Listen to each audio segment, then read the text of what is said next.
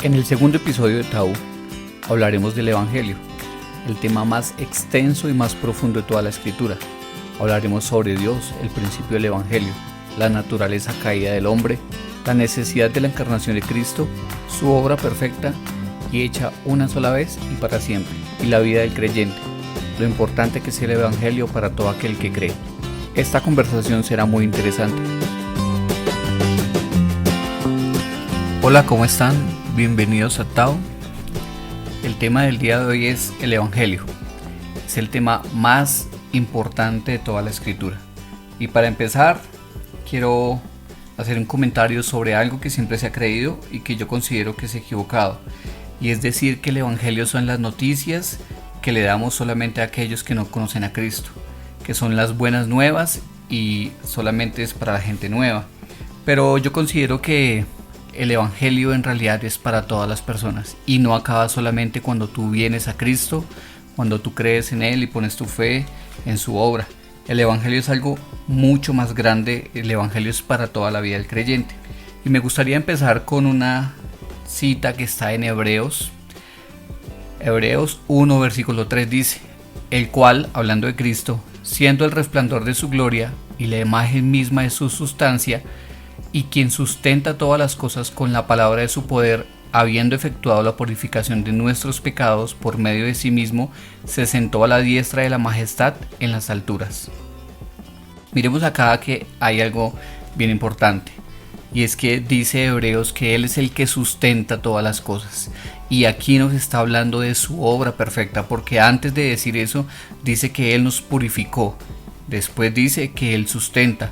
¿Qué quiere decir esto? El Evangelio y la obra de Cristo no solamente es para limpiarnos de pecado, sino que el Evangelio abarca toda la vida del creyente. Siempre Dios, por medio de Jesucristo y la obra del Espíritu Santo, van a sustentar la vida del creyente.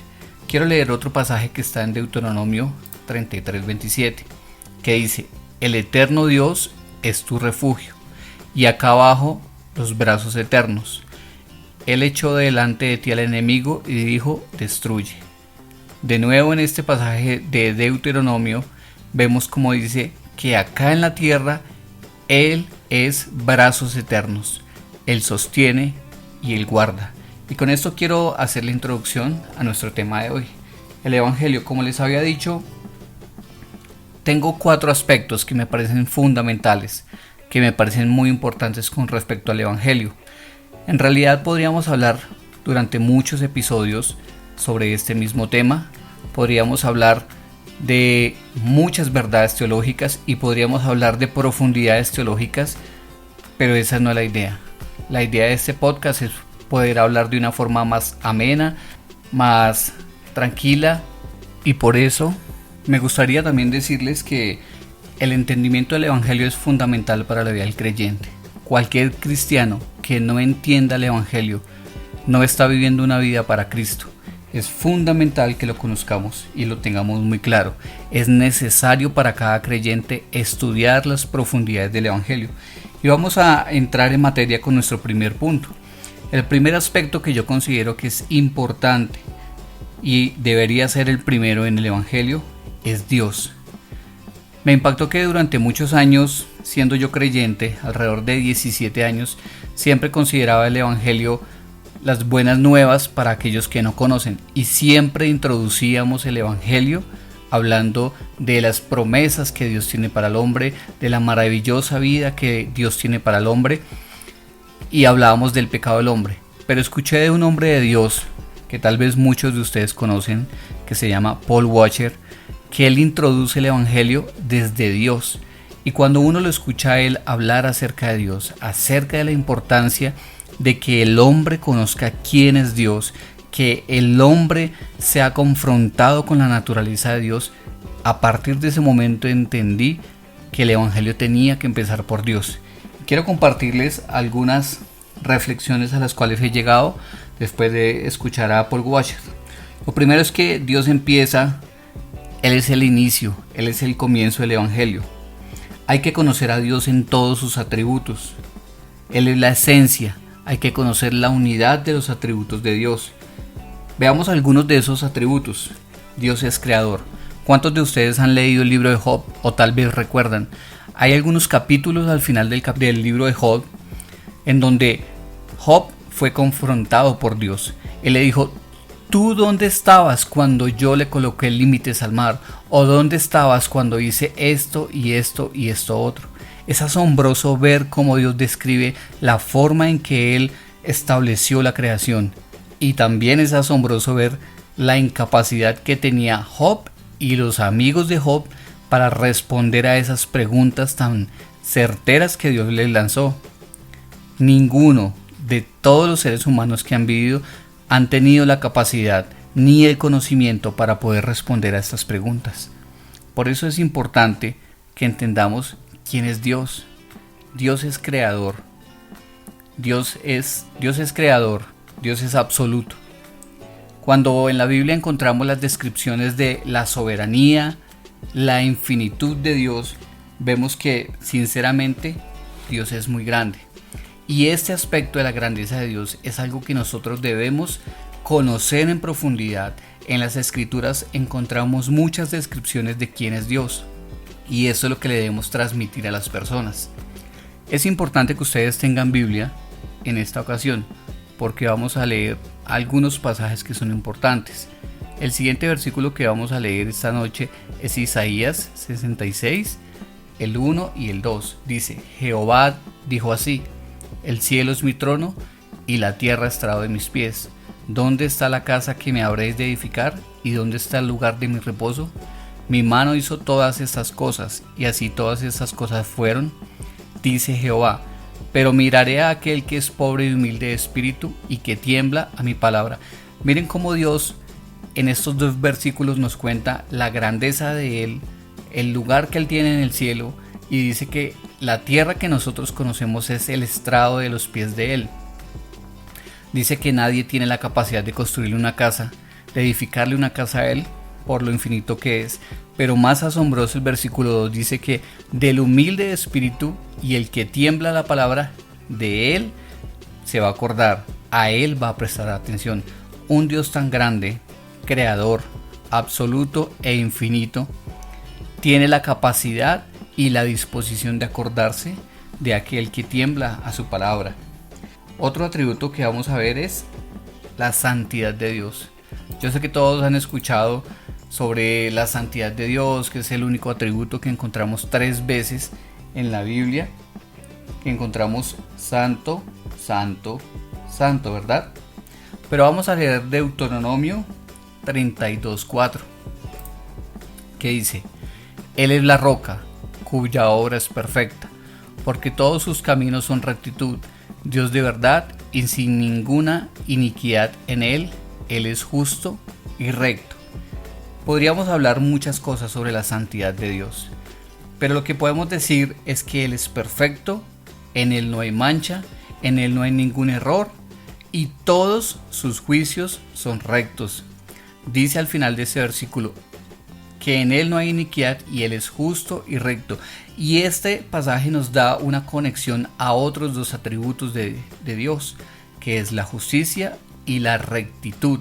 Entonces aquí podemos ver que es súper importante ver que todos los atributos que describen a Dios nos muestran un Dios grande, un Dios poderoso, un Dios justo. Y precisamente este último atributo mencionado acá, la justicia de Dios, es la que nos lleva a leer el siguiente versículo, Josué 24:19, que dice: Entonces Josué dijo al pueblo: No podréis servir a Jehová, porque Él es Dios santo y Dios celoso. No sufrirá vuestras rebeliones y vuestros pecados. ¿Qué encontramos en este versículo?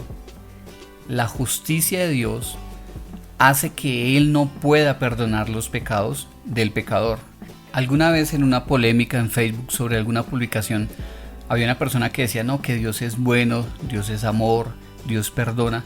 Pero yo le hacía entender a esa persona que en realidad Dios no perdona el pecado, que Dios tuvo que juzgar el pecado del ser humano en Cristo, en el sacrificio y en la obra de Cristo. Pero Dios en realidad no estaba perdonando el pecado. Dios nos perdonó a cambio del sacrificio de su Hijo. La justicia de Dios implica que todo pecado que el ser humano cometa necesita ser castigado. Estos atributos, estos pocos que he mencionado en este tiempo, nos describen a un Dios grande, creador, santo, perfecto y justo. Si conocemos a ese Dios, si profundizáramos en los atributos de Él, tendríamos la primera herramienta para predicar el Evangelio. La gente sería confrontada con su santidad, con su justicia, porque no podrían jugar a que Dios aceptaría de ninguna forma sus conductas, sus prácticas, su forma de pensar. La justicia de Dios revelada a ellos les impediría tener un concepto equivocado de Dios. Alguna vez, hace un par de meses, antes de la pandemia, tuvimos un invitado en la iglesia donde yo me congrego. Es el decano de la facultad en donde, junto con los pastores, estudiamos teología, y el pastor enseñaba sobre los atributos de Dios. Y al final de su predicación hizo un comentario que a muchas de las personas que estábamos ahí nos dejó impactados. Y es que en Dios hay algo que se llama la unicidad de sus atributos. ¿Eso qué quiere decir? Que Él es santo, pero es tan santo como es así de justo. Y es tan justo como es de sabio. Y es tan sabio como lo es de amor. Y Él nos hacía pensar en algo. Y es que muchas veces el hombre, cuando peca, no se da cuenta que el mismo Dios creador, que podría destruirnos en cualquier momento, ese mismo Dios creador también es un Dios de justicia y de juicio. Y ese Dios se encuentra en todo momento, en todo lugar. El pecador que peca creyendo que Dios no lo ve, o creyendo que el Dios de amor lo puede amar y perdonar, desconoce y olvida que ese Dios de amor también es el mismo Dios de justicia y de ira, que podría acabar con su vida en un momento. Y eso para mí y algunas personas con las que hablé fue tremendo, porque uno no se imagina que el hombre que adultera está ignorando que Dios estaba en ese lugar también. El Dios de ira, el Dios creador, el Dios todopoderoso, estaba en el mismo lugar donde esa persona cometió el pecado. Es asombroso. Ese es el Dios que debemos revelarle a la gente. Pasemos al segundo aspecto del Evangelio, y es el hombre. Tal vez muchos de ustedes han escuchado de San Agustín o Agustín de Hipona. Él planteó algo que se llama o se conoce como los 4 estados del hombre, pero me gustaría solamente mencionar el segundo. En latín es no possent non peccare, o sea, el hombre no puede dejar de pecar. Se volvieron incapaces de dejar de pecar, y es el estado en el que todo ser humano se encuentra. Todo hijo de Adán está en ese estado. Ahora, quiero que leamos un par de versículos. Romanos 3:12 dice: todos se desviaron, a una se hicieron inútiles, y no hay quien haga lo bueno, no hay ni siquiera uno. Leamos otro. Juan 8:34. Jesús le respondió: de cierto os digo, que todo aquel que hace pecado es esclavo del pecado. Uno más. Romanos 6:16. ¿No sabéis que si os sometéis a alguien como esclavos para obedecerle, sois esclavos de aquel a quien obedecéis, sea del pecado para muerte o sea de la obediencia para justicia? Hasta acá, ¿qué encontramos? En estos 3 versículos vemos que todos nos desviamos, todos somos pecadores, el que peca se vuelve esclavo del pecado, y el que se vuelve esclavo queda sometido completamente a aquel a quien se entregó, sea para el pecado o sea para la obediencia. La misma escritura nos cuenta cuál es el estado del hombre. El estado del ser humano es completamente incapaz de hacer algo por él. El hombre está muerto en sus delitos y pecados, dice en otra parte de la escritura. Estamos apartados de Dios, somos esclavos del pecado. Pero miren que el pensamiento del ser humano muchas veces es contrario a lo que la misma Biblia describe. En la historia han habido algunos movimientos doctrinales contrarios a las verdades de la escritura, y me gustaría mencionar 3. El primero es el pelagianismo, que viene de la persona que planteó esa tesis, que se llamaba Pelagio. ¿Cuáles son algunas de las ideas de él? Él decía que no hay el tal pecado original. Él creía que Adán pecó, falló, pero que ese pecado no afecta a los hijos.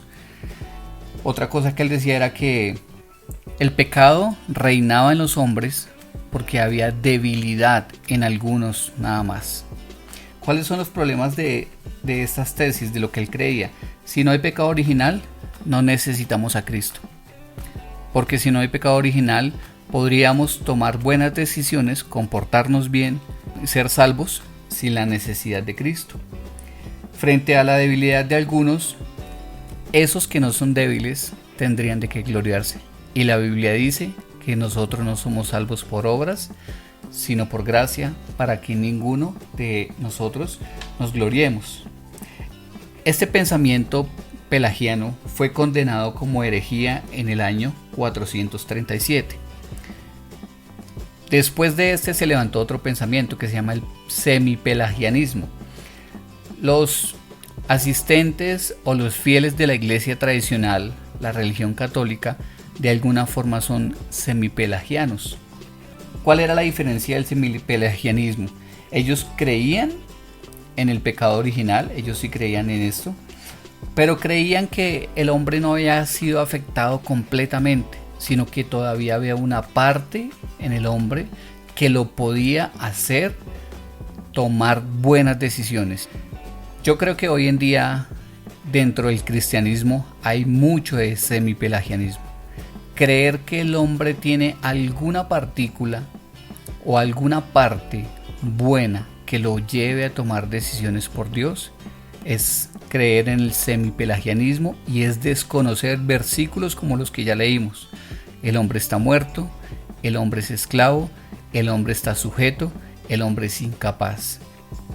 Cuando leemos el capítulo 3 de Romanos nos damos cuenta que hay muchas descripciones de la incapacidad espiritual del hombre para tomar decisiones por Dios.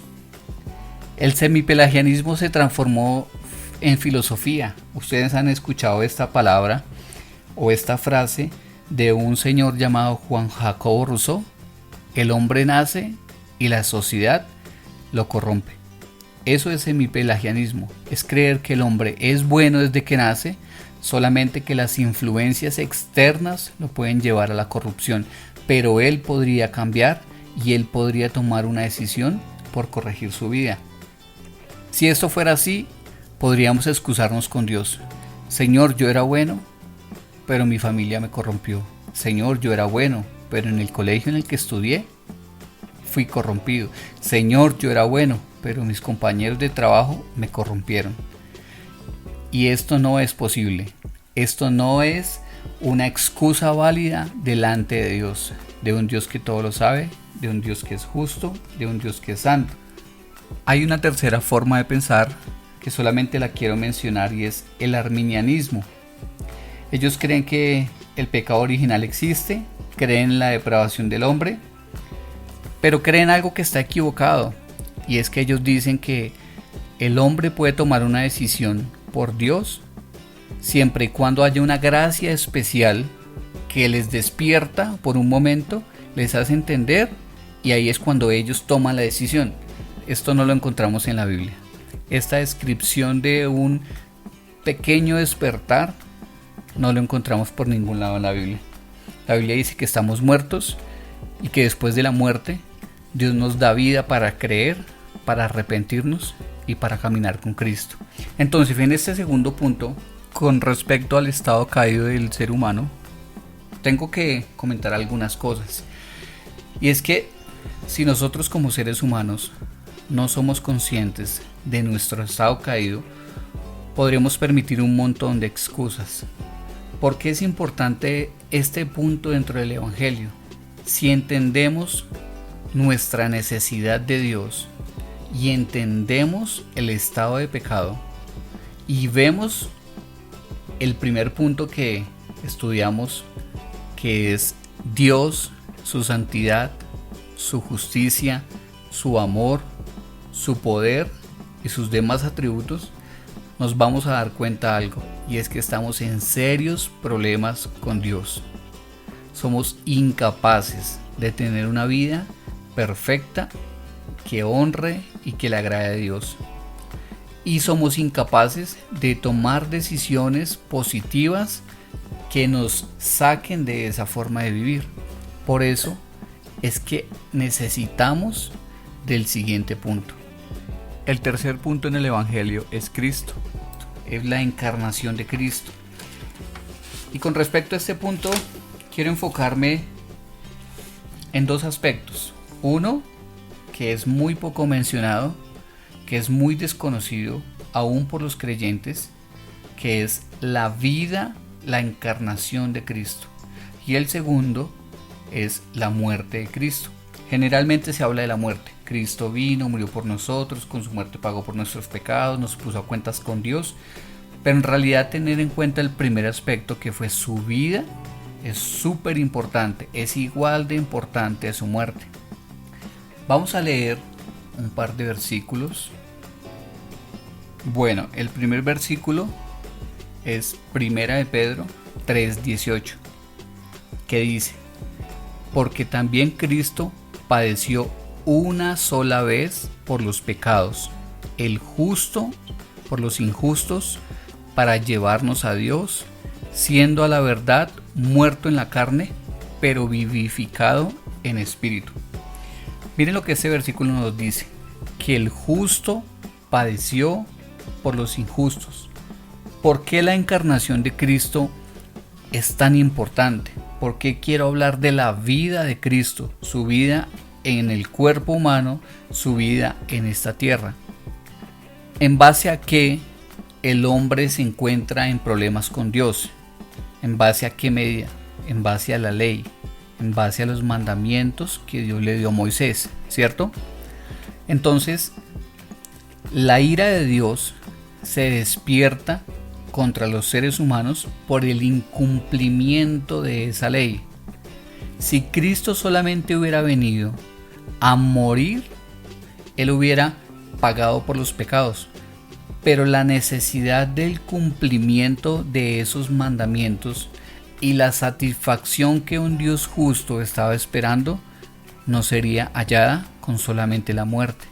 Era necesario que el postrer Adán, como llama la Biblia y como llamó Pablo a Jesucristo, viniera y se encarnara no solo para morir, sino que Él viniera y se encarnara para tener una vida como ser humano y cumplir toda la ley.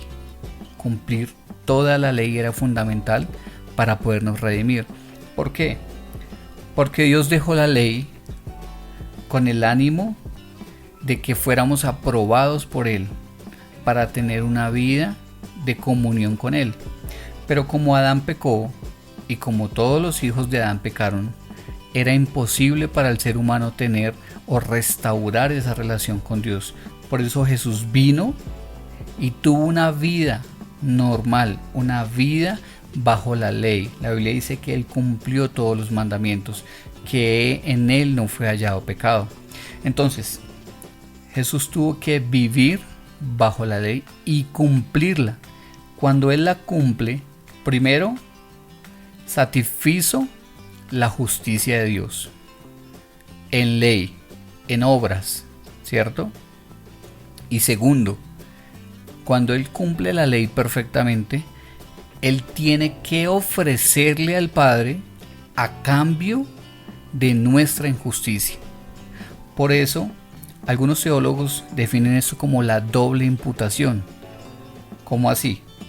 Hay una asignación doble en doble sentido de obras. De Cristo hacia nosotros hay una asignación de justicia. Las obras justas, la vida perfecta de Cristo fue asignada a nosotros para que Dios nos viera y para que fuéramos agradables delante de Él. Y en el sentido del hombre hacia Cristo hay una asignación de injusticia, asignación de pecado. Todas las obras pecaminosas de los seres humanos fueron asignadas a Cristo. Y por eso fue que Él murió, porque Él tomó el lugar por nosotros. Entonces, por eso es que a mí me parece que es importante la vida terrenal y la encarnación de Cristo. Ahora, el segundo aspecto, la muerte de Cristo, obviamente es importante. Si Él no hubiera ido a la cruz a pagar por lo que era nuestro, pero que se le asignó, no hubiera habido perdón de pecados y no hubiéramos podido disfrutar como creyentes de una relación restaurada con el Padre, que es el propósito eterno de Dios, que el hombre tuviera comunión con Él. El pecado nos separó, pero el cumplimiento de la ley y la muerte en la cruz por nuestros pecados restauró esa relación. ¿Para qué la restauró? Para que tuviéramos comunión de nuevo con Él. Miremos un versículo fundamental con lo que quiero seguir hablando, y es Mateo 1:21. Y dará a luz un hijo y llamará su nombre Jesús, porque Él salvará a su pueblo de sus pecados. Cuando hablamos del Evangelio, tenemos que hablar de un tema que tiene que ver con el Evangelio, si no es el mismo Evangelio, que es la salvación del hombre.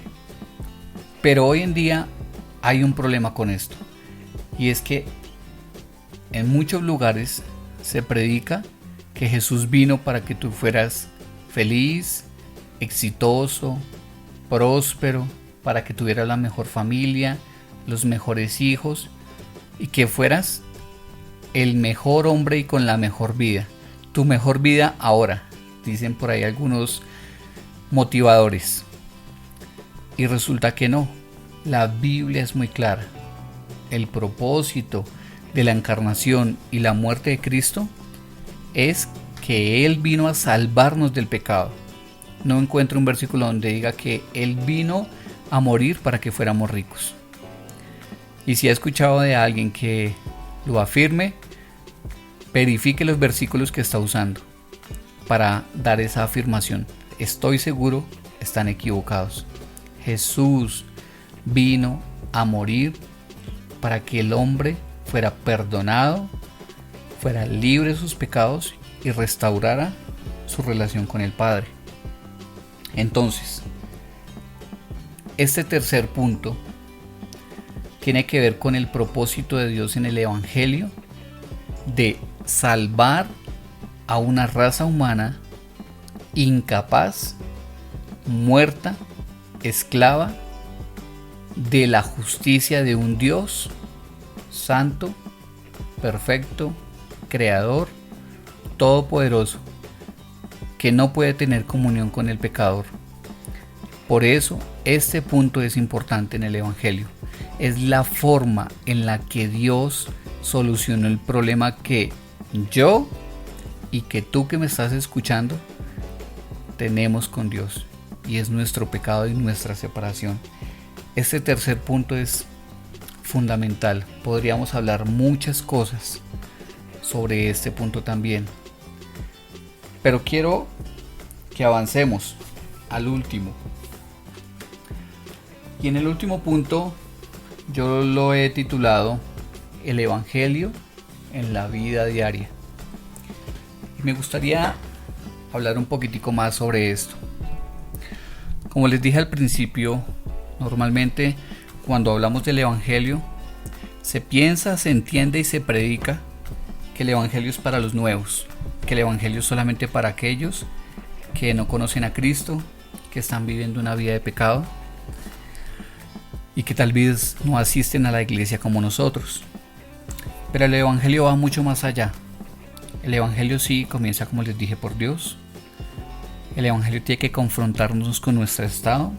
El Evangelio tiene que mostrarnos la obra perfecta de Cristo. Tiene que enseñarnos que Él vino a vivir una vida perfecta, a morir y tomar nuestro lugar en el juicio que merecíamos por el pecado. Pero el Evangelio va más allá. ¿Cuántos han leído el libro de Romanos? El libro de Romanos dicen algunas personas que es el centro de toda la Biblia, que tal vez es el mejor libro, que tal vez de alguna forma es uno de los libros o el libro más importante. El libro de Romanos es un compendio teológico impresionante. Habla de todos los temas. ¿Cómo empieza el libro de Romanos? Hablando del pecado, hablando del desconocimiento del hombre por Dios. Y a lo largo de cada capítulo de Romanos vamos encontrando el desarrollo del Evangelio. Por allá en el 4 encontramos que somos salvos por fe, no por obras. La vida de los judíos, 5, la vida en el Espíritu, Romanos 8, y poco a poco cuando vamos avanzando en el libro de Romanos vemos que ahí está el Evangelio, lo que el hombre necesita para alcanzar la salvación, el entendimiento de tener una vida espiritual. Pero quiero que miren algo. Cuando llegamos al capítulo 12, toda esa profundidad teológica queda a un lado para llevarlo a la práctica. Si usted tiene su Biblia, vaya al capítulo 12. No lo vamos a leer. Ojalá su Biblia tenga títulos. Si de pronto tiene una que no lo tenga, búsquese una en su casa o prestada tal vez. Y mire los títulos conmigo.